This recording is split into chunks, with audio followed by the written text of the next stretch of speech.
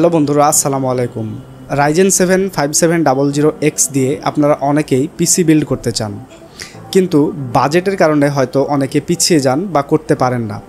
আজকে আপনাদের আমি দেখাবো বাজেট ফ্রেন্ডলি একটা পিসি বিল্ড গাইড, যেটা আবার রাইজেন 7 5700X দিয়ে।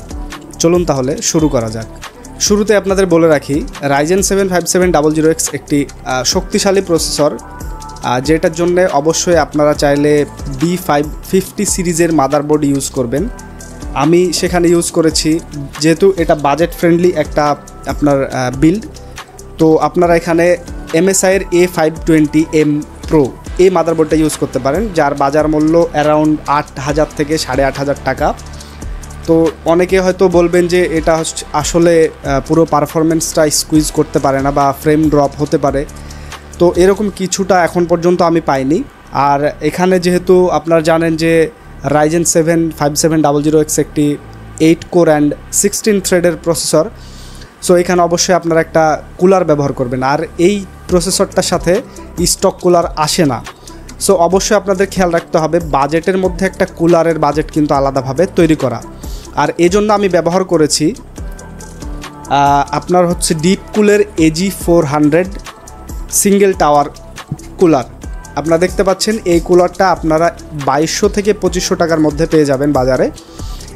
এই কুলারটাও বেশ ভালো, বাজেটের মধ্যে সব থেকে ভালো কুলার আমার যা মনে হয়। তো এই কুলারটা যথেষ্ট আপনার হচ্ছে চিপসেটকে বা আপনার প্রসেসরকে ঠান্ডা রাখার জন্য। আর আপনারা র্যাম হিসাবে ইউজ করেছি এখানে আমি DDR4 Thunder GX টুইন মসের 16 GB একটা র্যাম।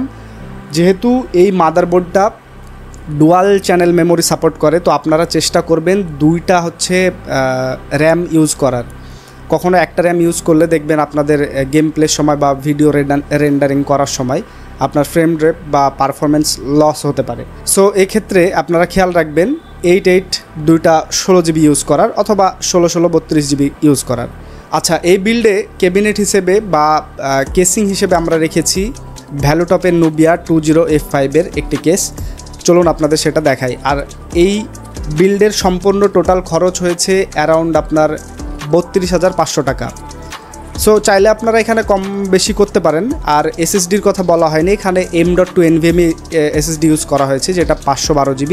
তো আপনারা চাইলে এখানে 256 দিয়েও শুরু করতে পারেন। পরবর্তীতে কিন্তু এটা এক্সটেন্ড করার সুযোগ নাই। যদি আপনার মনে হয় যে আপনি এই প্রসেসর দিয়ে গেম খেলবেন, তাহলে অবশ্যই 1 TB অথবা 512 GB অবশ্যই নিয়ে নেবেন, এক্ষেত্রে আপনার সুবিধা হয়।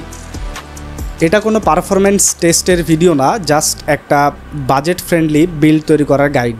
তাই আমি কোনো পারফরমেন্স টেস্ট করে আপনাদের দেখালাম না, জাস্ট কিছু বিরল আপনাদের দেখিয়ে দিচ্ছি।